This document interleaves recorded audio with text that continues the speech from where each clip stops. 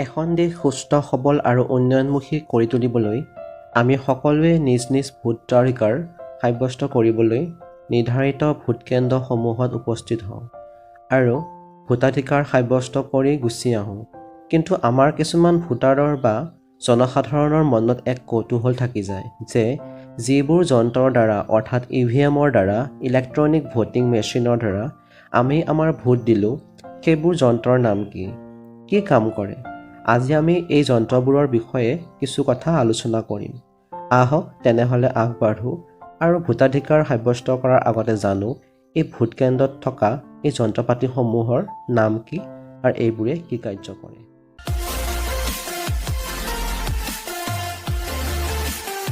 প্ৰথমতে আমি ভোটকেন্দ্ৰত যেতিয়া প্ৰৱেশ কৰা বিষয়াজন হ'ল ফাষ্ট পুলিং বিষয়া। তেওঁক ফাষ্ট পুলিং অফিচাৰ বুলি কোৱা হয়। তেওঁ আপোনাক চিনাক্ত কৰে। আপুনি লৈ যোৱা বিভিন্ন ডকুমেণ্টৰ সহায়ত voter ID card, PAN card, Aadhaar card আদিৰ যোগেদি আপোনাক চিনাক্ত কৰি তেওঁ আগবঢ়াই দিয়ে। তাৰপিছৰ বিষয়াজন হ'ল ছেকেণ্ড পুলিং অফিচাৰ। তেওঁ আপোনাৰ হস্তাক্ষৰ লয় আৰু ভোট দিয়াৰ হিচাপে আঙুলিত চিয়াহী দিয়ে। তাৰপিছত তৃতীয় বিষয়াজন হ'ল থাৰ্ড পুলিং অফিচাৰ। তেওঁ এটা যন্ত্ৰৰ কাষত বহি থাকে যাক CU অৰ্থাৎ কণ্ট্ৰল ইউনিট বুলি কোৱা হয়। যিটো যন্ত্ৰ হ'ল কণ্ট্ৰল ইউনিট, য'ত আপোনাৰ বাবে বেলট ইছ্যু কৰা হয়। যিহেতু আমি যন্ত্ৰতে ভোট দিব লাগিব, সেয়ে তাতে এনেকুৱা ব্যৱস্থা থাকে যে যন্ত্ৰৰ যোগেদিয়ে বেলটটো ইছ্যু কৰিব পৰা যায়। আৰু এই ইছ্যু কৰা যিটো কাম এইটো এই যন্ত্ৰটোৱে কৰে, যিটো হ'ল থাৰ্ড পুলিঙৰ ওচৰত থকা যন্ত্ৰটো, যিটো কণ্ট্ৰল ইউনিট বা CU বুলি কোৱা হয়।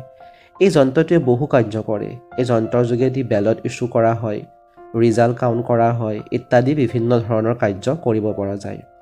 যেতিয়া CUত বেলট ইছ্যু হয়, তেতিয়া আপুনি যেতিয়া ভোট দিব আগবাঢ়ি যায়, আপুনি সেই ভোট দিয়া কক্ষত দুটা যন্ত্ৰ দেখা পাব।